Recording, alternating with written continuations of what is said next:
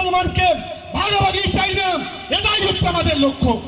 তাই আমাদের মা মমতা বন্দ্যোপাধ্যায়কে আজ যারা অসম্মান করেছেন তাদের কিন্তু সুদে আসলে কড়াই গন্ডায় একদিনের হিসাব নিতে হবে। আমি শুনছিলাম কোন একটা জায়গা থেকে ঘরে আর থাকছে না, পালিয়ে বেড়াচ্ছে। অনেক বড় নেত্রী হয়েছেন নাকি, অনেক বড় বড় কথা বলছেন, পালিয়ে বেড়াচ্ছেন কেন? বুকের পাটাটাকে বাড়িতে থাকুন। আর বলেছেন আমরা নাকি গেলে আমাদের নাকি অনেক কিছু করে নেবে।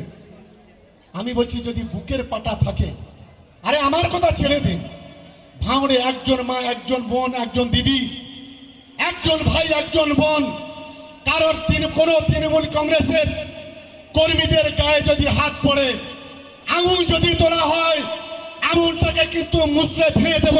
এটা দায়িত্ব নিয়ে আগে ভোটার সময় বলে যাচ্ছি, সাবধান হয়ে যান। অনেক নোংরামি করেছেন 21 ভোটে জিতে, অনেক খেলা করেছেন। ফুরপুরা শরীফে আপনার জন্ম, আপনি ফুরপুরা শরীফে জিততে পারছেন না কেন? ফুরপুরা শরীফের একটা বুথে জিততে পারে না, ফুরপুরা শরীফের একটা অঞ্চল জিততে পারে না, ফুরপুরা শরীফের একটা ব্লক জিততে পারে না।